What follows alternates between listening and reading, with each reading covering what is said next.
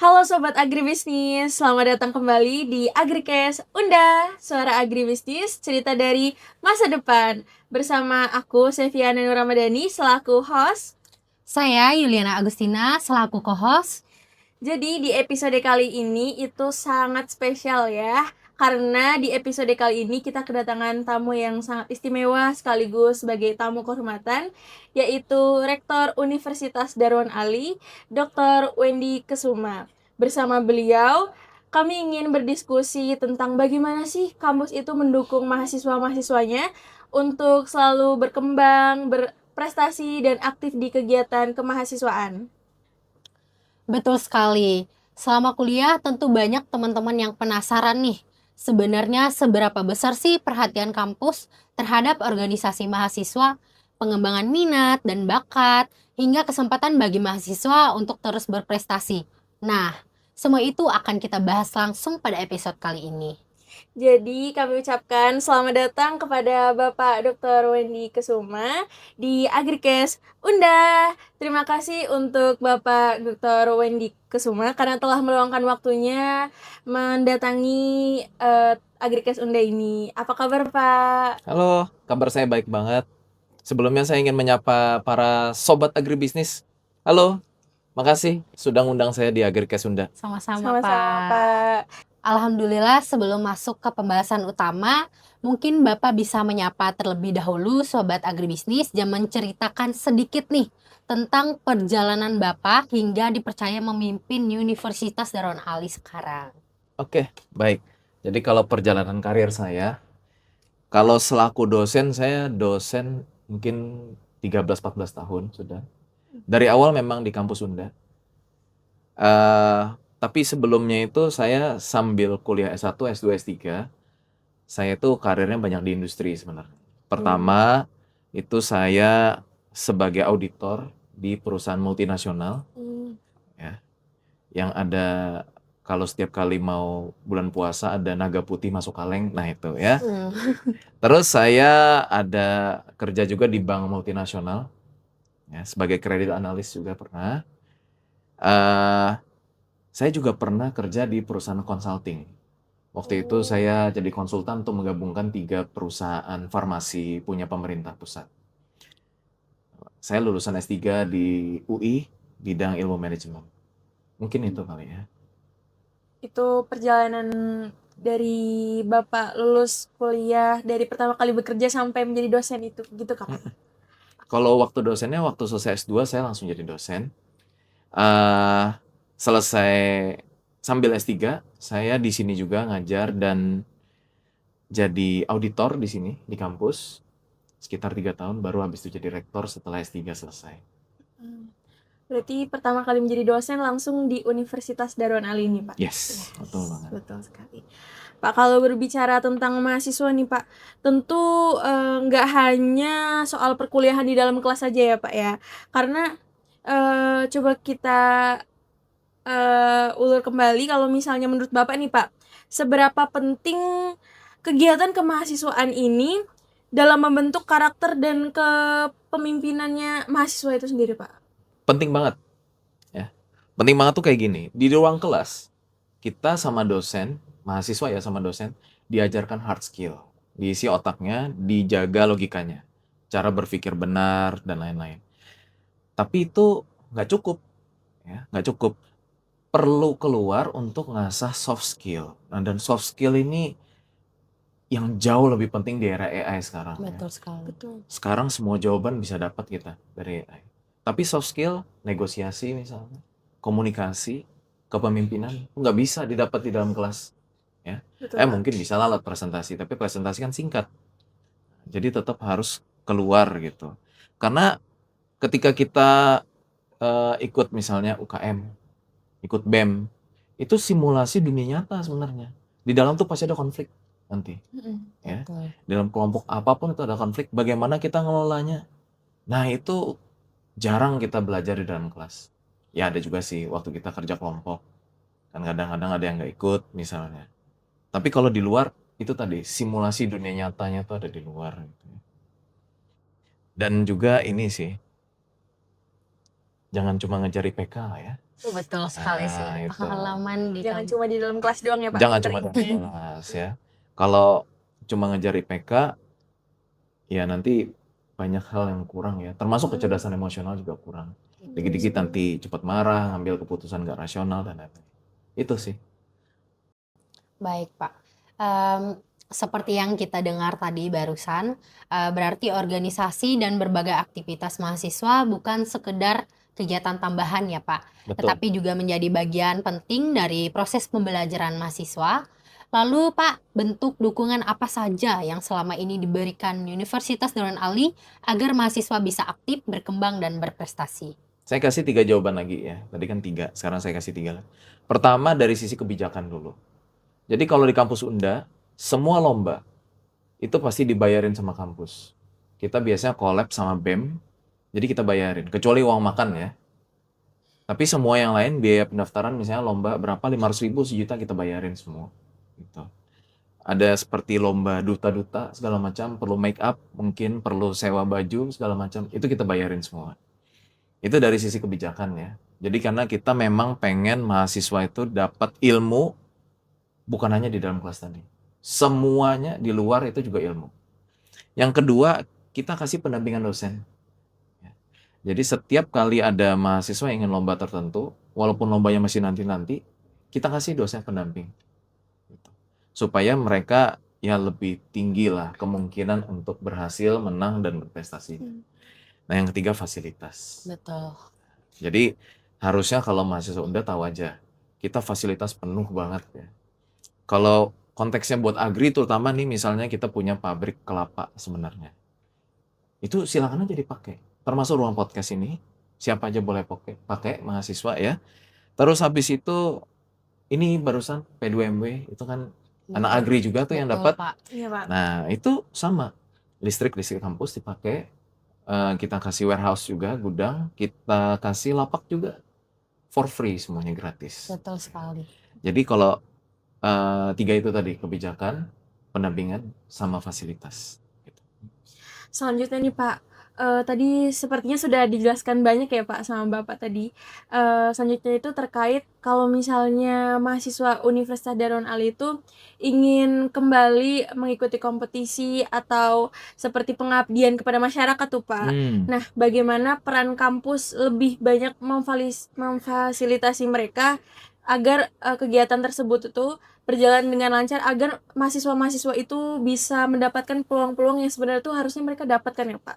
Tapi mungkin beberapa dari mereka tuh mungkin masih takut.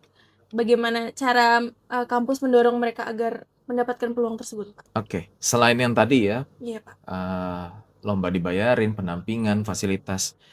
Di awal itu memang saya agak sedikit memaksa sih ini. Di awal masuk, mahasiswa tuh wajib ikut UKM misalnya. Itu memang supaya mendorong, karena ke mahasiswa di awal itu mereka mungkin ada beberapa terbiasa waktu di sekolah dulu tidak ikut berorganisasi. Jadi dipaksa dulu masuk. Lalu yang kedua setelah masuk, kita adakan event biasanya.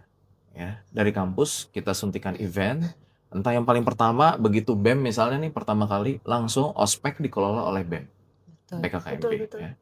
Nah, itu memaksa sebenarnya caranya ya, memfasilitasi walaupun sedikit memaksa, tapi itu dampaknya positif sebenarnya. Unda Cup. Nah, Betul ini sekali. setiap tahun ya. Meramaikan. Itu panitianya mahasiswa. Ya, Wajib. mahasiswa. Supaya apa? Ya sebenarnya dosen bisa aja. Tapi yang lebih mengenal anak muda ya anak muda. Itu satu. Yang kedua supaya melatih tadi, supaya mereka berorganisasi, berkegiatan di luar kelas. Nah, yang ketiga gini.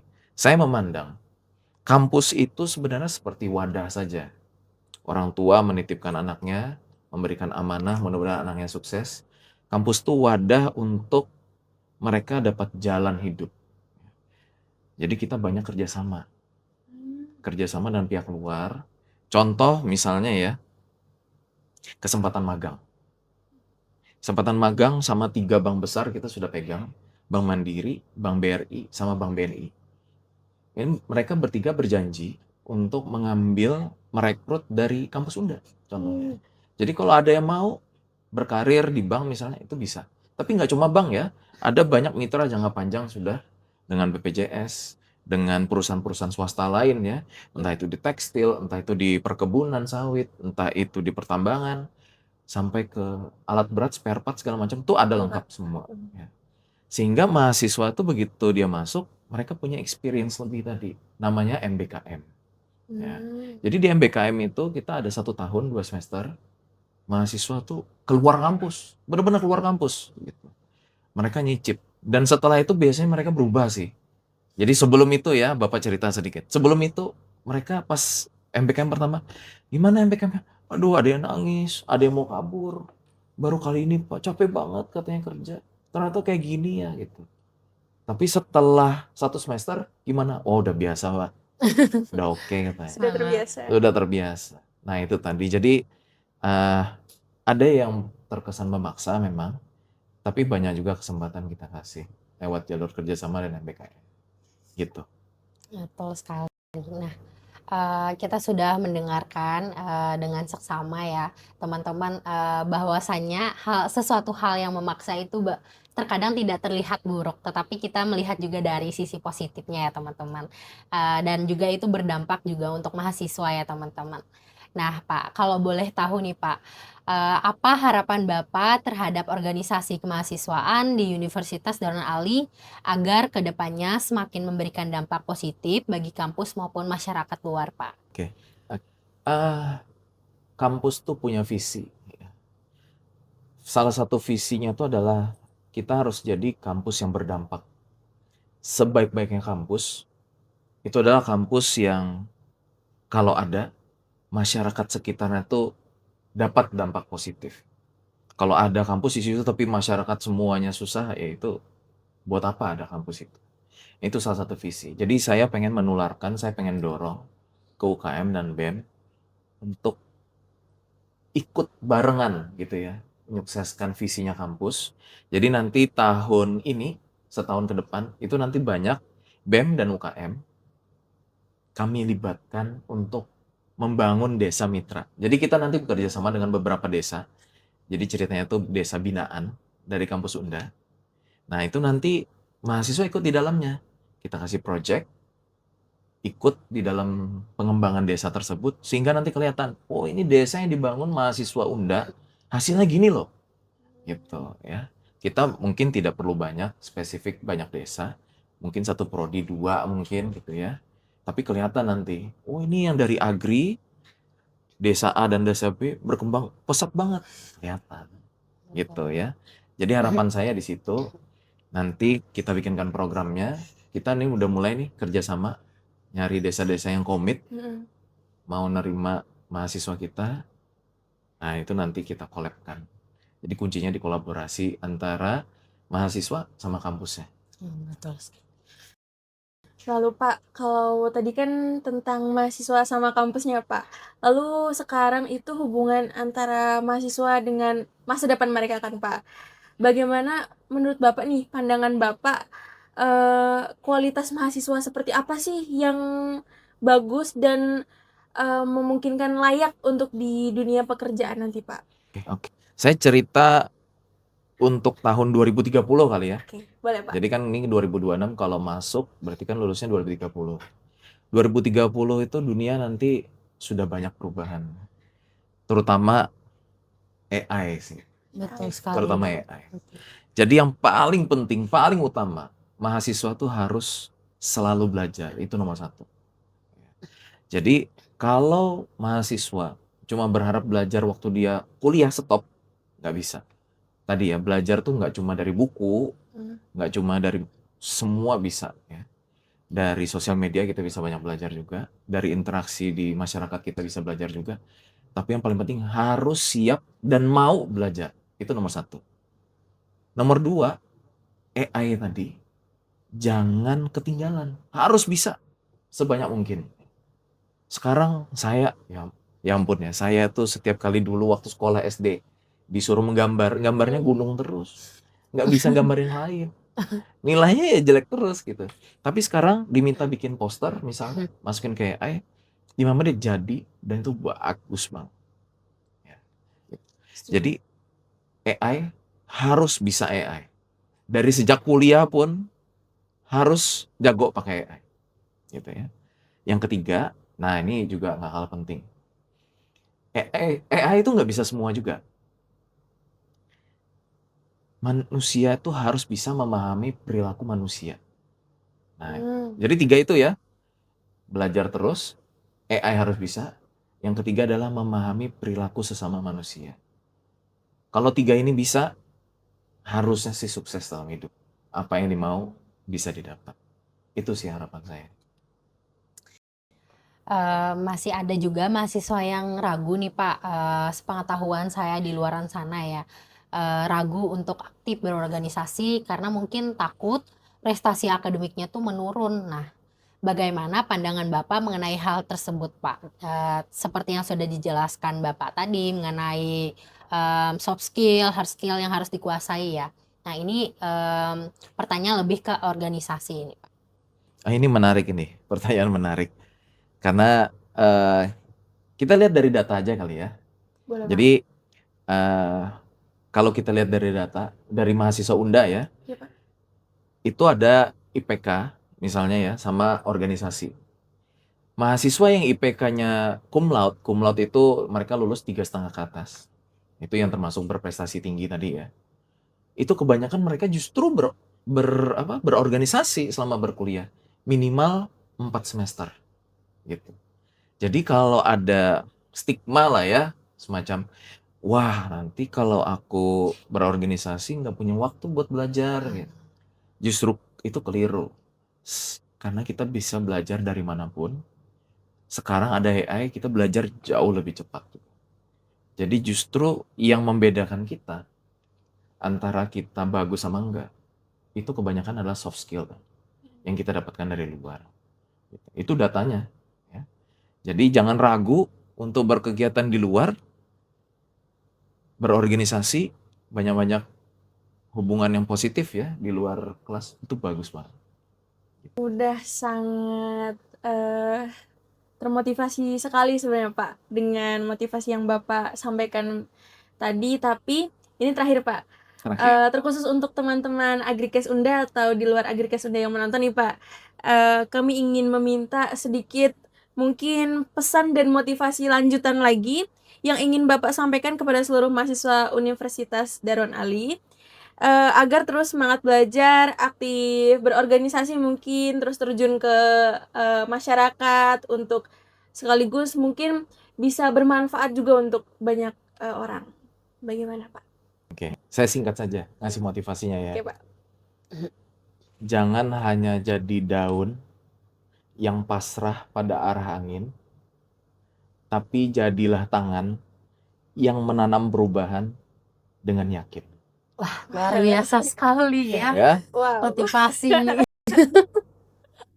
Wah, terima kasih banyak kepada Bapak Dr. Wendy Kusuma selaku Rektor Universitas Darun Ali untuk waktu, inspirasi, dan motivasi yang telah dibagikan kepada kami dan seluruh Sobat Agribisnis. Semoga diskusi kita ini tuh menghasilkan sesuatu yang nantinya akan berguna untuk kedepannya ya Pak ya. Amin. Untuk teman-teman Agrikes atau di luar Agrikes yang menonton ini, semoga perbincangan ini membuahkan hasil dan mungkin bisa memotivasi teman-teman semua. Saya selaku host Eviana Nur Ramadhani. Saya selaku co-host Yulena Agustina. Izin pamit undur diri. Terima kasih untuk Bapak Dr. Wendy Kusuma atas waktunya Pak. Sampai jumpa di episode Agrikes Unda selanjutnya.